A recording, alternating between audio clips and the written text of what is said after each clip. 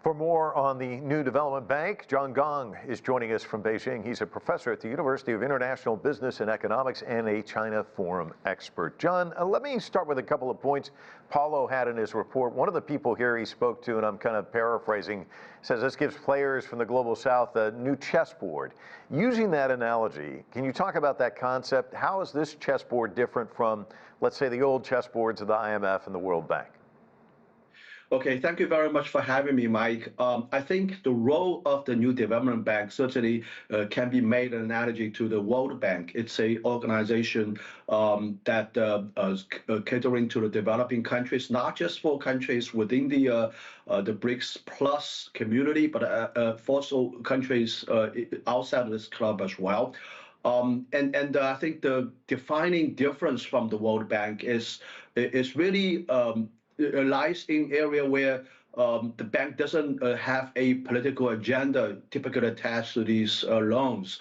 I think it's a political, it takes a neutral position. It's really for development, for economic development. And also I want to add that in the future, the new World Bank probably will take on more important role in addition to just making loans to developing countries.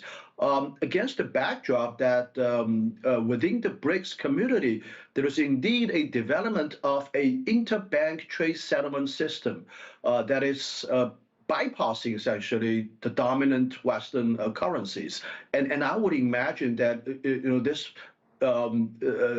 trade settlement mechanism been discussed so far ultimately also boils down to the necessity of issuing some kind of a virtual currency that is similar to the IMF's special drawing rights.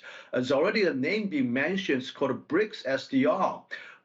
And so this is extremely important development in my view. Essentially, it's combining the role of World Bank and IMF within the BRICS community. And John, we heard President Xi's statement, which we played earlier, where he urged BRICS members to make the new development bank bigger and stronger, promote the international financial system to better reflect changes in the world economic landscape. What do you read into those comments? Well, first of all, I think the idea that the new World Bank should expand its business, making more loans in developing countries, helping these countries, to accelerate the development process, to be gearing towards a sustainable development, the green development goal. All of these things are happening very rapidly. If you look at the new World Bank's business, in terms of the membership, it's already we're seeing infusion of capital from some rich developing countries like the UAE, and also I think behind President Xi's statement, I see the meaning of the things that I've just described, in a new direction, in that there's going to be a interbank, intercentral bank trade settlement mechanism that is building on new technologies, a distributed system. It's using blockchain technologies, these things. So I seem to hear what President Xi is saying to indicate somewhat what I just described. Yeah, and John, one other question for you. We heard Dilma Rousseff in Paulo Gabral's story talking about the role in rebuilding following the tragedies like the ones we saw with the floodings in Brazil. Can you talk about its role in that regard as well?